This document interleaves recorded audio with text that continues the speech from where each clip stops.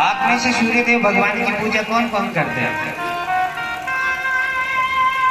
हाँ बिल्कुल, आपने करती सूर्य देव की पूजा, तो हाथ उठाएंगे बताओ। अब सुनिएगा, सूर्य देव की पूजा करने से आपको क्या क्या फल प्राप्त होता है। जिस प्रकार ये संसार जब तक सूर्य भगवान दर्शन नहीं देते, यहाँ केवल अंधेरा ही होता है और उनके प्रकाश से सारे संसार में प्रकाश हो जाता है। ठीक उसी प्रकार शास्त्र में एक श्लोक आता है, कौन सा? ओम कनकवर्ण महातेजम रत्नमालां विभूषिता प्रातःकाले विदर्शनम सर्व पाप विमोचनम। प्रातःकाल रवि यानी सूर्य के दर्शन करने से मनुष्य के सारे पाप नष्ट हो जाते हैं। क्या बोलना पड़ेगा? थोड़ा और जोर से बोलना पड़ेगा, थोड़ा और जोर से बोलना। जब केवल दर्शन करने मात्र से आपके पाप नष्ट हो सकते हैं प्यारे, तो सूर्य को जल देने के बाद आपके जीवन में कितना प्रकाश होगा, इसकी तो तुलना आप कर ही नहीं सकते। तो मेरे प्यारे, भगवान गोकर्ण जी ने सूर्य देव से आदेश दिया। सूर्य देव ने जैसे कहा कि श्रीमद् भागवतान मुक्ति सप्ताह वाचनम कुरु। हाँ, एक ही उपाय है धुंधकारी के लिए, प्रेत योनि से मुक्ति पाने के लिए श्रीमद् भागवत कथा का तुम वाचन करो। क्या करो? वाचन। तुम धुंधकारी के निमित्त भागवत की कथा करोगे तो इसकी मुक्ति हो जाएगी। सब लोगों ने सुना तो बड़ा सुंदर व्यास मंच मनाया। हाँ, जैसा आज बिजनौर यहाँ पे शिवहारा में यहाँ के भक्तों ने ये व्यास मंच मनाया है, इसी प्रकार वहां पर भी व्यास मंच मनाया गया। सुंदर चौकी सजाई गई, भागवत जी को विराजमान किया गया, अच्छा सा पंडाल सजाया गया, सब भक्तों को आमंत्रित किया गया और साथ में धुंधकारी को भी आमंत्रित किया गया। अब धुंधकारी कौन है? जहां पर भागवत कथा होती है तो श्रीमद् भागवत कथा में एक नियम है। वो नियम क्या है? एक सप्त ग्रंथि का बांस, 7 गांठ वाला बांस एक स्थान पर गाड़ दिया जाता है पंडाल में, यही व्यास मंच के पास। देखो ये सामने खड़ा हुआ दिख रहा है आपको?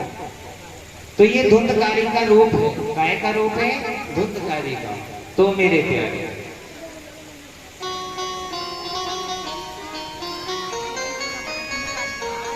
इसी से मुक्ति मिलती है। जिनके पितृ शांत नहीं होते, जिनके पितरों को मुक्ति नहीं मिली है, या जिनके घर में अकाल मृत्यु हो जाती है, उनके घर पे अगर श्रीमद् भागवत सप्ताह कथा पाठ चल रहा हो तो ये वाला सप्त ग्रंथि बांस गढ़ना बहुत जरूरी है। और इसका परिणाम आप 7वें दिन देखना, अभी नहीं।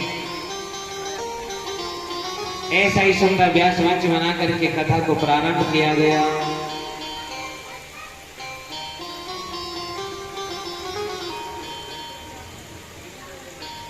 उस बांस की पहली ग्रंथि में जाकर धुंधकारी बैठ गया। हाँ भाई, प्रेत बैठेगा कहाँ बताइए आप? वो तो प्रेत है ना। आपके लिए तो अच्छा सा आसन लग गया, अब प्रेत कैसे काय में आके बैठेगा? तो प्रेत तो बांस में बैठ सकता है ना। तो प्रेत का वास में ही बांस होता है, तो उसको उसमें बैठना था करके उनको स्थान दे दिया गया। उस बांस की पहली ग्रंथि में जाकर धुंधकारी बैठ गया।